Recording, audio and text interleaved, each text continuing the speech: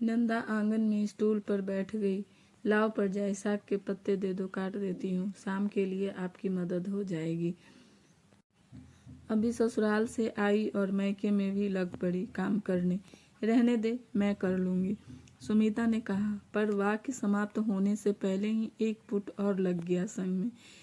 क्यों, आप अकेले क्यों करोगे काम? मुझे किस दिन मौका मिलेगा आपकी सेवा करने का? यह स्वर अनिका का था। हंसती हुई अनिका सुमित की बाह थामे उसे बिठाती हुई आगे कहने लगी, आप बैठकर साग के पत्ते साफ करो मम्मा, बाकी सब भाग दौड़ का काम मुझ पर छोड़ दो। आज अनिका की पहली लोहड़ी थी।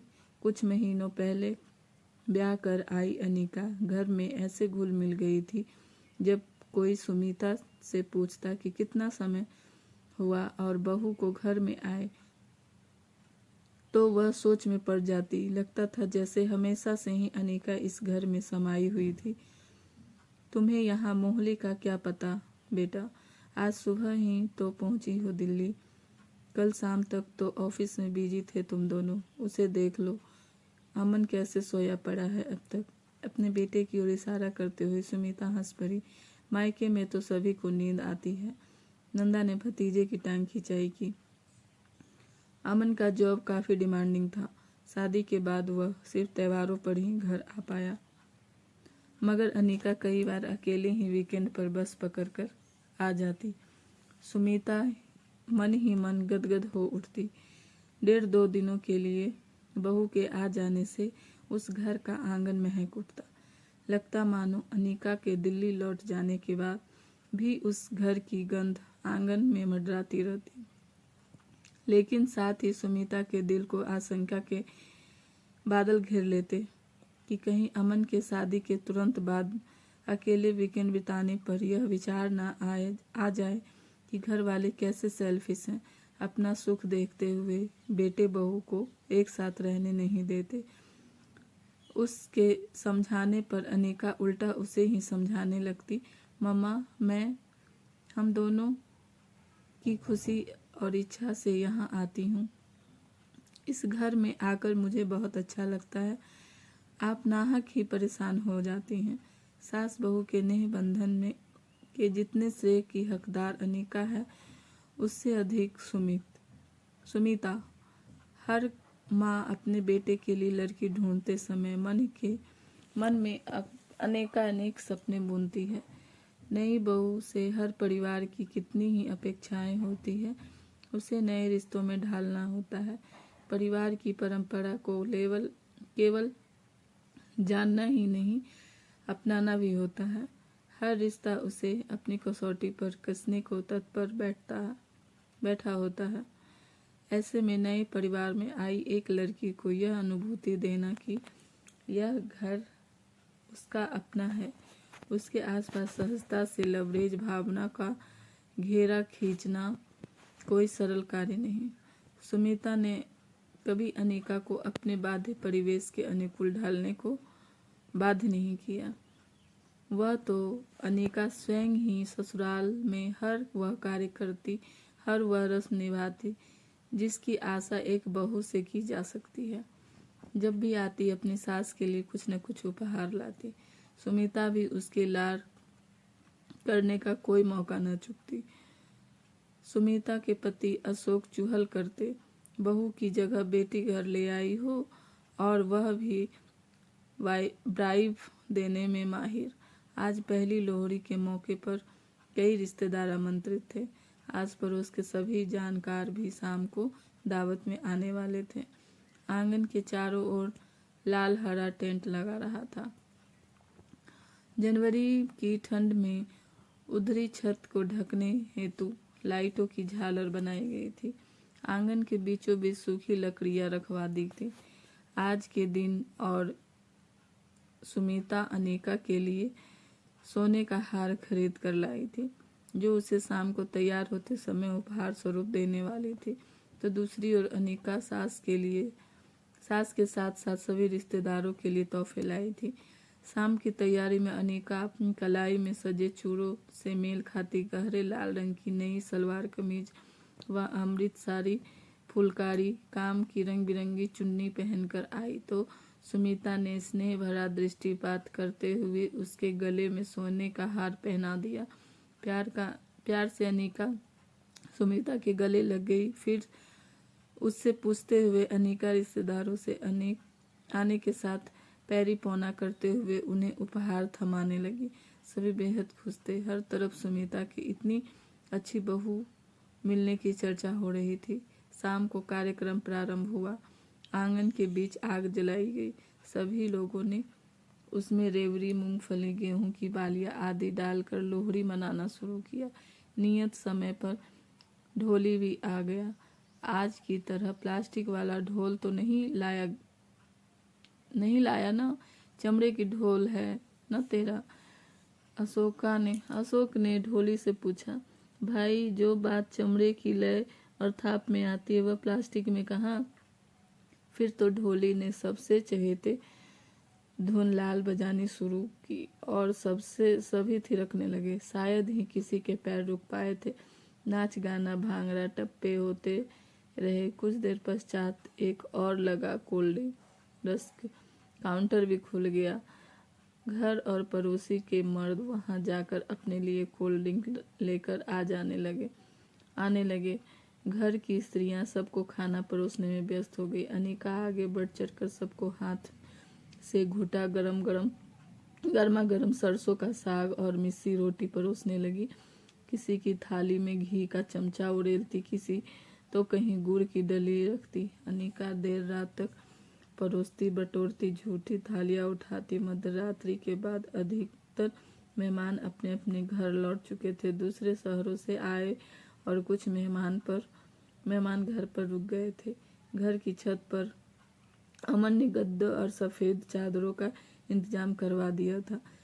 चांदनी की शीतलता में नहाए सारे बिस्तर ठंडक के एहसास दे रहे थे। मेहमानों के साथ आए बच्चे बिस्तर पर लोट-पोट कर खेलने लगे। ठंडे ठंडे गद्दों पर लुढ़कने का आनंद लेते बच्चों को सरकाते हुए बड़े भी लेटने की तैयारी करने लगे। परजाई, मैं आपके पास सोऊंगी। नंदा सुमिता के पास आ लेटी। हाँ आजा, पर बाकी बातें कल करेंगे। अब सोऊंगी, मैं थक गई आज। तो तू कुछ दिन रुक कर जाएगी ना? सुमिता थकान के कारण ऊँघने लगी थी। कल अमन और अनिका भी चले जाएंगे। कहते कहते सुमिता सो गई। अगले दिन बाकी बचे मेहमान भी विदा हो गए।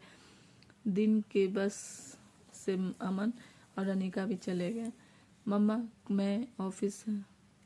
कल से ऑफिस है ना? शाम तक घर पहुंच जाएंगे तो कल की तैयारी करना आसान हो जाएगा। शाम को हाथ में 3 कप लिए नंदा छत पर आई तो अशोक हंसने लगे।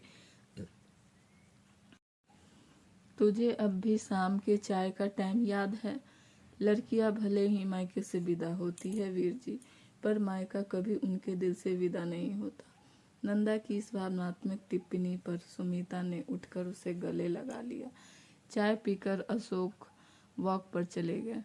नंदा को कुछ चुप सा देख सुमिता ने पूछा, कोई बात सता रही है तो बोल क्यों नहीं देती? कल से देख रही हूँ कुछ अनमनी सी है। आपका दिल टूट जाएगा परजाई, पर बिना कहे जा भी तो नहीं पाऊंगी।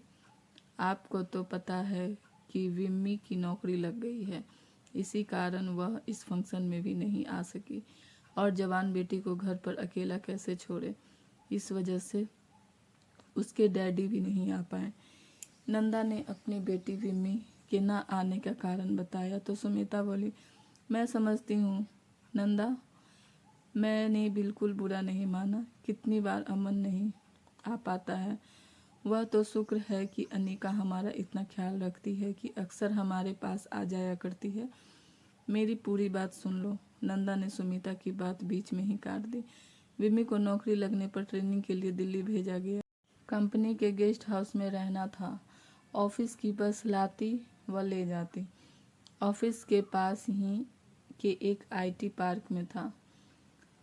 वहाँ और भी कई दफ्तर थे, जिनमें अनिका का भी दफ्तर है। पहली शाम गेस्ट हाउस लौटते समय विम्मी ने देखा कि आपकी बहू अपने अन्य सहकर्मियों के साथ सिगरेट का धुआं उड़ा रही है, तो उसे तो अपनी आंखों पर विश्वास नहीं हुआ, परंतु अगली हर शाम उसने यही दृश्य देखा। यहाँ तक कि उसकी पोशाकें भी अजीबोगरीब होती, कभी शॉर्ट्स, कभी स्लीट्स स्कर्ट, तो कभी फैशनेबल टॉप्स पहनती। अब बताओ परजाई, जो लड़कियां यहाँ हम सब के बीच घर के सारे तौर तरीके मानती है, जैसे कपड़े हमें पसंद है वैसे पहनती है, हर रीति रिवाज निभाने में कोई संकोच नहीं करती, बड़ों का पूरा सम्मान करती है, वह असल जिंदगी में इससे बिल्कुल उलट है।